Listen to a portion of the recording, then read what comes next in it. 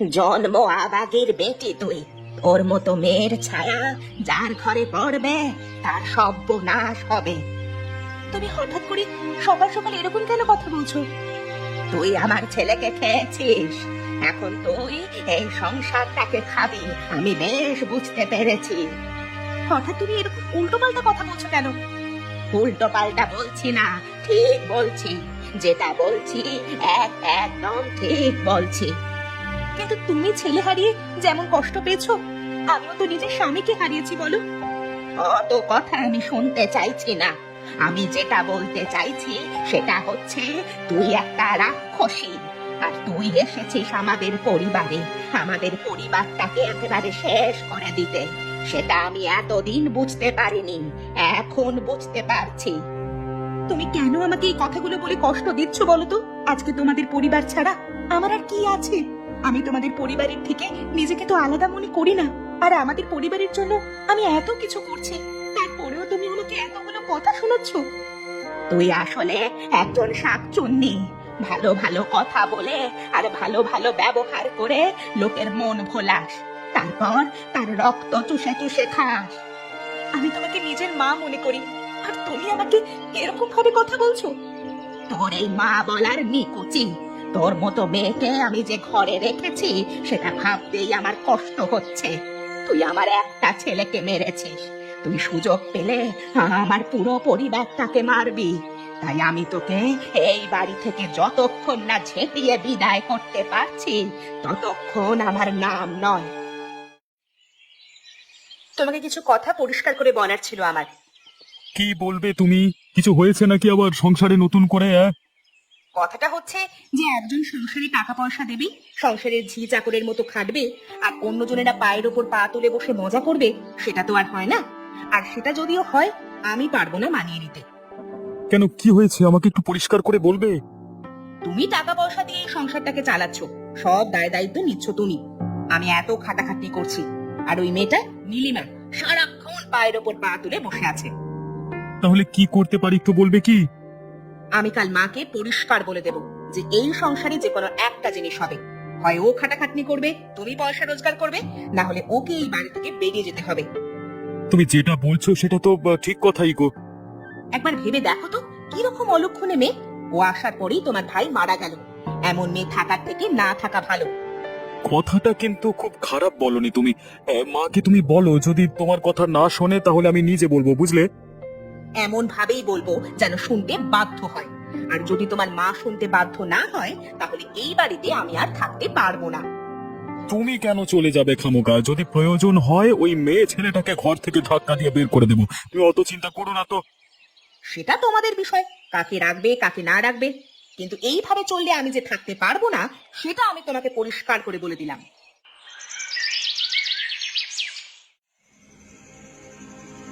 মা, তোমার সাথে আমার একটা কথা ছিল, খুব দরকারি। কি হয়েছে বলো। দেখো, একটা কথা হচ্ছে যে সংসারটা সকলের, সেই সংসারে থাকতে গেলে সবাইকে সমানভাবে অংশগ্রহণ করতে হবে। হঠাৎ করে এরকম কথা বলছো কেন? কারণ আমি চোখের সামনে সহ্য করতে পারছি না যে আমার স্বামী শুধুমাত্র পয়সা রোজগার করে যাবে, আর আমি দুবেলা মুখে রক্ত তুলে এই সংসারের পিছনে খেটে যাব, আর আরেকজন বসে বসে খাবে। জিনিসটা যে আমিও লক্ষ্য করিনি সেটা নয়। লক্ষ্য করে কি করেছোটা কি তুমি? নীলিমাকে নিয়ে সমস্যা তো তোমার, আমিও নীলিমাকে পরিষ্কার বলে দিয়েছি যে এই সংসারে থাকতে হলে এবার থেকে এই সংসারের সমস্ত কাজ ওকেই করতে হবে। যদিও সমস্ত কাজ করে এই সংসারে থাকতে চায় থাকবে, আর না হলে আমি এই সংসারে থাকতে পারবো না। তুমি আমার সংসারের মা লক্ষ্মী, তুমি এই সংসার থেকে কোথায় যাবে মা? ওই পাজি মেয়ে ছেলেটাকে আমি জুতোর বাড়ি মেরে তাড়াবো। সেটা তোমার ব্যাপার, তুমি কি করবে তোমার ছোট বৌমার সঙ্গে, আমি সে বিষয়ে একটা কথাও বলতে চাই না বাবা। আমি শুধু বলতে চাই যে ওই মেয়েটা ছল করতে জানে, আর ওরকম মেয়ে ছেলেকে শায়েস্তা করতে না পারলে এই সংসারটা কিন্তু ভেঙে যাবে। তোমার কি মনে হয় আমি কি বুঝতে পারছি না? আমি সব বুঝতে পারছি, তুমি শুধু একটু ভরসা রাখো আমার ওপরে। ঠিক আছে, ভরসা রাখছি, দেখি কতটা কি হয়।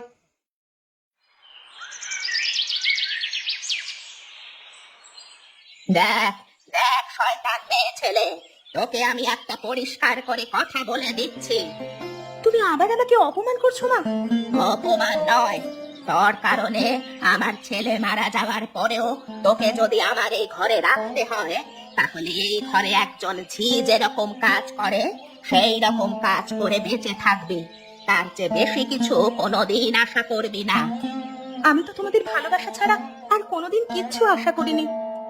ভালোবাসা পেতে গেলে ভালোবাসা দিতে হয়, আর তুই ভালোবাসা পাওয়ার যোগ্য নস।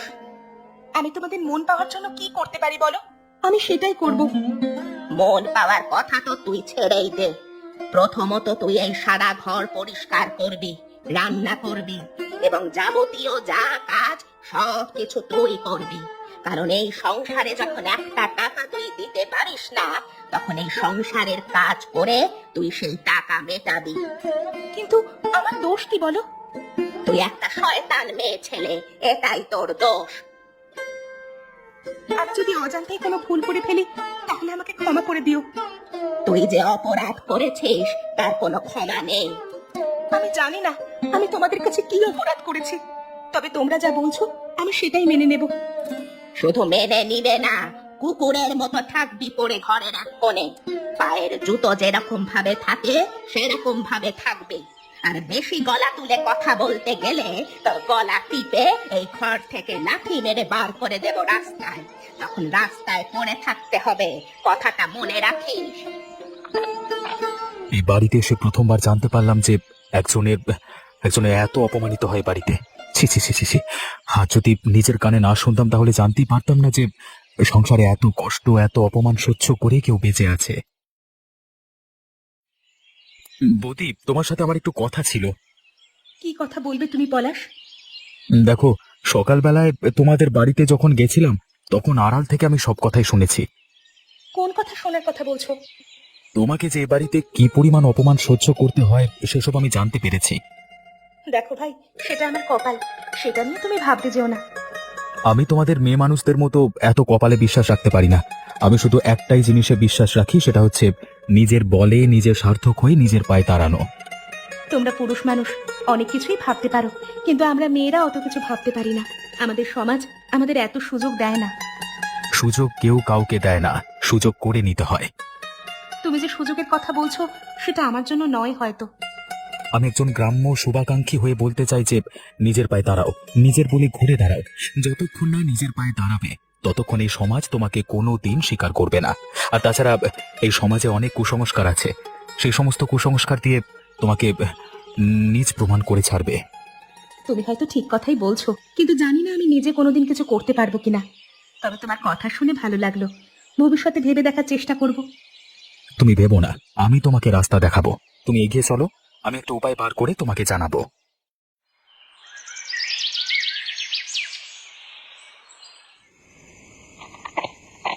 দাঁড়াও নীলিমা, কোথায় যাচ্ছ? খেতে বসতে যাচ্ছি মা। আদর কত, খেতে বসতে যাচ্ছে? কোন মুখ নিয়ে খেতে বসতে যাচ্ছ তুমি? এই ঘরে তোমার খাওয়া বন্ধ। এই সংসারের অনেক অন্ন ধ্বংস করেছো তুমি, আর অন্ন ধ্বংস করতে হবে না। আর তুমি আমাদের বাড়িতে খেতে পারবে না। যদি থাকার ইচ্ছা হয় এমনি থাকবে, কিন্তু খাওয়া দাওয়া তোমাকে আর আমরা দিতে পারবো না। কিন্তু তোমরা যে বলেছিলে আমি ঘরের সব কাজ করে দিলে তোমরা আমাকে খেতে দেবে। বলেছিলাম, কিন্তু এখন ইচ্ছা করছে না। আসলে তোমার ছায়া যেখানে পড়ছে সেখানেই সর্বনাশ হচ্ছে। তাই তোমার মতো মেয়ে ছেলেকে এই ঘরে রাখতে ইচ্ছা করছে না। তোমরা আমাকে কেন এভাবে অপমান করছো বলো তো? আমি কি মরে গেলে তোমরা শান্তি পাবে? ওপরওয়ালা যে কেন আমাকে ডেকে নিচ্ছেন না তার কাছে? ওপরওয়ালা তোমার মতো পাপীকে তার কাছে নিতেও চায় না। তোমাদের ঠাঁই হয় রাস্তায়। আমি জানি না কোন জন্মে কত পাপ করার ফলে এই জন্মে আমাকে এত শাস্তি ভোগ করতে হচ্ছে। পাপের কি আর তোমার শেষ আছে যে আসার পরেই নিজের স্বামীকে মেরে ফেলে? তার আবার পাপের শেষ কিসে? আর তাছাড়া তোমার মুখ দেখতে ইচ্ছা করে না আমার। তোমার মতো মেয়ের মুখ দেখলে দিন খারাপ যায়।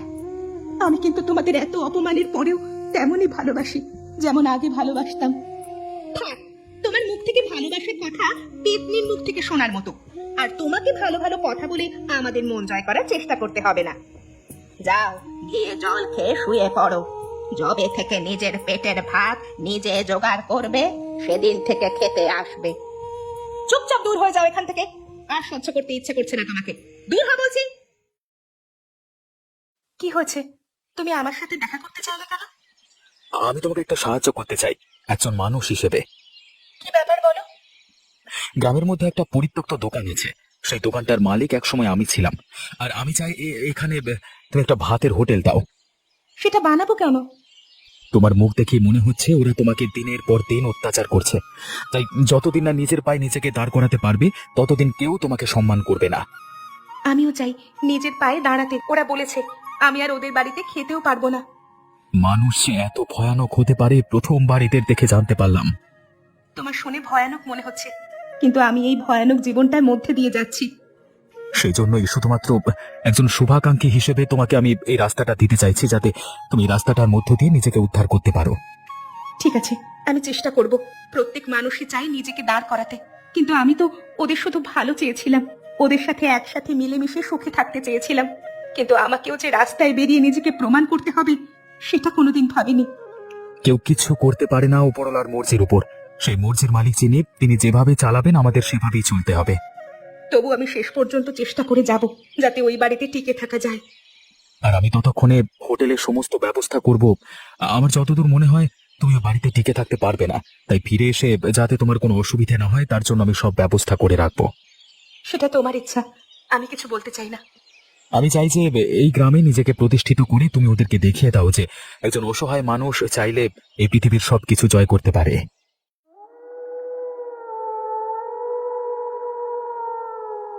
এই এই শয়তান মেয়ে ছেলে, তুই কি করছিস রে এখানে এত রাতে?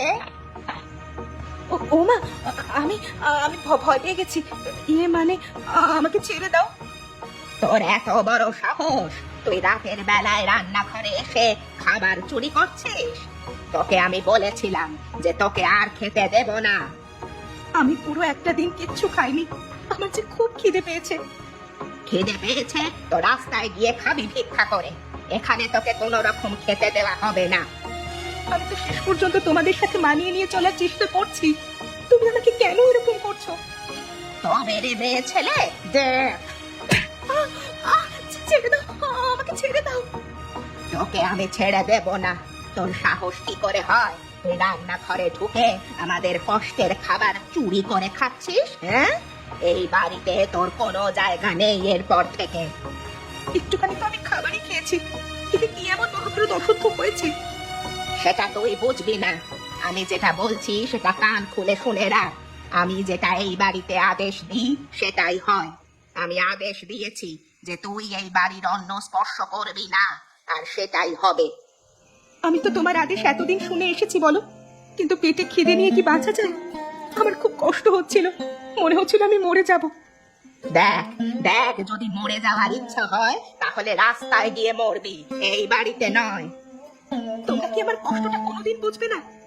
তোর কষ্ট বোঝার কোনো দায় আমার নেই। তোমরা আমার সাথে এরকম কেন করছো বলো তো? তার একটাই কারণ, আমাদের তোকে পছন্দ নয়। তোর মুখ দেখলে আমাদের দিন খারাপ যায়। আর তুই যে এই রাতের বেলায় রান্নাঘরে ঢুকেছিস, তাতে সমস্ত জায়গা অপবিত্র হয়ে যাচ্ছে। তোর মতো মেয়ে ছেলেকে এই ঘরে কোনো ঠাঁই নেই। দয়া করে থাকতে দিয়েছি বলে মাথা কিনে নিসনি। আমার তো কোনো শখ আহ্লাদ নেই, কোনো দাবি দেওয়া নেই তোমাদের কাছে, শুধু দুবেলা খেতে চেয়েছি। সেটাও জুটবে না। যদি থাকার ইচ্ছা হয় থাক, না হলে বেরিয়ে যাবি।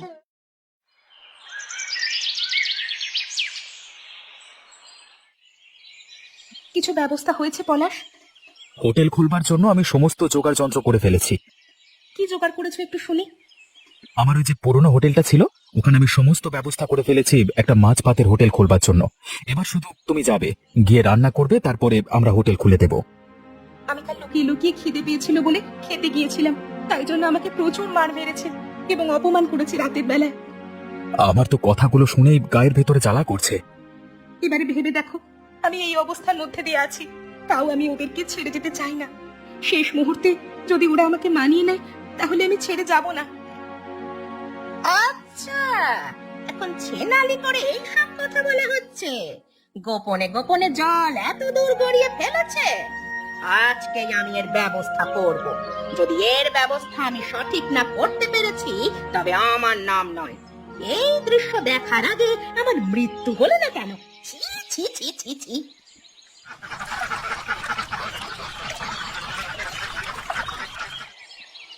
আমার খুব খিদে পেয়েছে। তোমরা কি আজকেও আমাকে খেতে দেবে না? আমার খুব মাথা ঘুরছে। শুধু খেতে দেওয়ার ব্যাপারটা নয়, এই মেয়ে ছেলে যদি এই বাড়িতে থাকে, তাহলে আমি এই বাড়িতে অন্য জল গ্রহণ করব না। কি হয়েছে লতা? আবার নতুন করে কিছু হয়েছে নাকি? ঢলানি দেখে বেড়াচ্ছি রাস্তাঘাটে ওই পলাশ নামের ছেলেটার সাথে এই নীলিমা গোপনে গোপনে কথা বলছে। কোথায় গিয়ে যেন হোটেল খোলার ব্যবস্থা করছে এরা। কি বললে তুমি?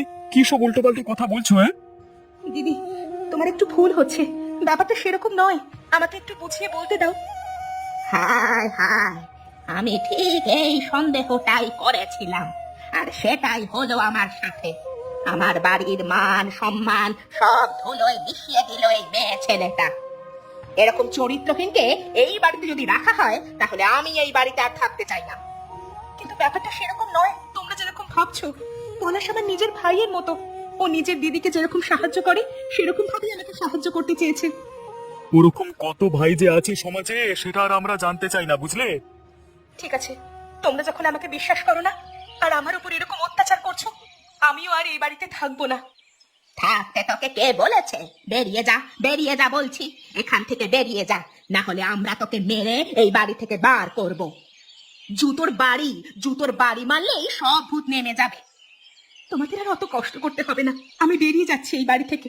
যেদিন নিজেকে প্রমাণ করতে পারবো, সেদিন তোমরা বুঝবে।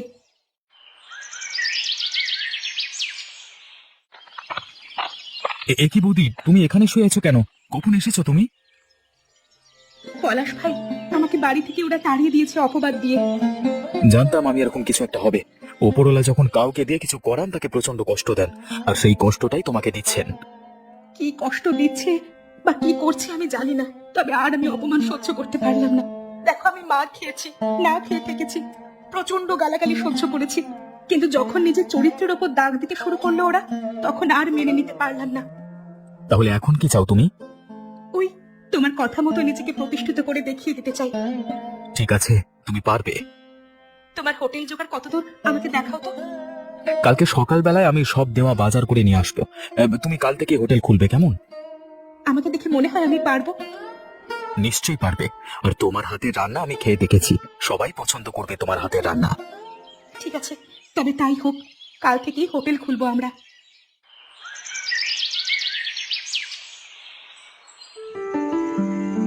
বউ দেমাগ দেখিয়ে বলে গেল যে হোটেল খুলবে।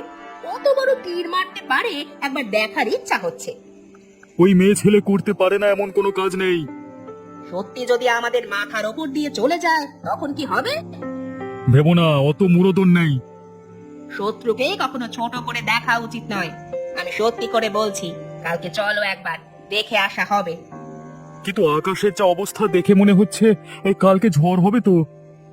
ঝড় জল যাই হোক, ওই মেয়ে যখন বলেছে, তখন কিছু একটা করেই ছাড়বে। তাহলে তো আমাদেরও গিয়ে দেখতে হচ্ছে কতটা কি করলো। বিশ্বাস করো, যদি দেখি সত্যি হোটেল খুলেছে, তাহলে ওকে মারধর করে ওর সব হোটেল ভেঙে দেব। ঝড় জল যাই হোক, ওই মেয়ে যখন বলেছে, তখন কিছু একটা করেই ছাড়বে। সে আর বলতে, সারা জীবন পায়ের জুতোর মতো থেকেছে, পায়ের জুতোর মতনই থাকবেও, কোনোদিন উঠে দাঁড়াতে দেওয়া যাবে না। দেখো আমাদের কপালটা, এতদিনের মধ্যে আজকেই এত জোর ঝড় উঠতে হলো। ঝড় হোক আর জল হোক, দেখো কত লোক এসেছে আমাদের হোটেলে ভাত খেতে। সবাই কিন্তু প্রশংসা করছে, বলো। আরো যত দিন যাবে, তত আরো বেশি লোক জানতে পারবে এবং আরো বেশি লোক প্রশংসা করবে। কিসের প্রশংসার কথা হচ্ছে? আমাদের বাড়ির মেয়ে ছেলে এখানে এসে হোটেল খুলবে, সেটা কখনো হতে পারে না। আমি আর ওই বাড়ির মেয়ে নই, আর আমার উদ্দেশ্য সম্মান দিয়ে কথা বলবেন আপনারা। আমি যখন রাস্তায় বেরিয়ে এসে ব্যবসা শুরু করতে পেরেছি, তখন এই ব্যবসাটাই আমার পরিচয়। আমার আর অন্য কোনো পরিচয় নেই। বেশি বড় বড় কথা বলো না তুমি। এই হোটেল আমরা চলতে দেব না। ঝড়ের দিনে হোটেল খুলে মাথা কিনে নিয়েছো নাকি? কয়েকটা লোক এসে ভাত খাচ্ছে আর ভালো ভালো কথা বলছে বলে একেবারে মাথায় উঠে নাচবে ভেবেছো? দেখো, তোমরা কিন্তু বাধা দিতে পারো না এভাবে। এই ভাই, বেশি কথা বলিস না, এক্ষুনি মেরে সরিয়ে দেবো। আমাদের বাড়ির বউয়ের মাথা খেয়ে এখন বেশি বড় বড় বাতেল লাগাচ্ছিস, এখন সাল্টে দেবো। হ্যাঁ, এই ভাই, তোরা কেন কেন বেশি কথা বলতেছ? হ্যাঁ, এই হোটেল থাকবে এবং এই হোটেলে আমরা খেতে আসবো। বেরো বেরো, জানি বেরো। এই পালাও পালাও। ঠিক আছে ভাই, আমাদের মাতে শোনা, মাতে শোনা, তোমরা তোমাদের হোটেল নিয়ে থাকো ভাই। আমি ক্ষমা চেয়ে নিচ্ছি। নীলিমা, নীলিমা, তোমরা তোমরা তোমরা হোটেল চালিয়ে যাও। নীলিমা, তোমরা হোটেল চালিয়ে যাও। দেখেছো তো পলাশ, সত্যির জিত একদিন না একদিন ঠিক হয়। সঠিক পথে থাকলে মানুষ ঠিক পাশে দাঁড়ায়, আর সেইভাবেই আজকে তোমার জিত হলো। ওরা হেরে গেল, ওরা পালিয়ে যাবার মাধ্যমে তোমাকে জিতিয়ে দিয়ে গেল।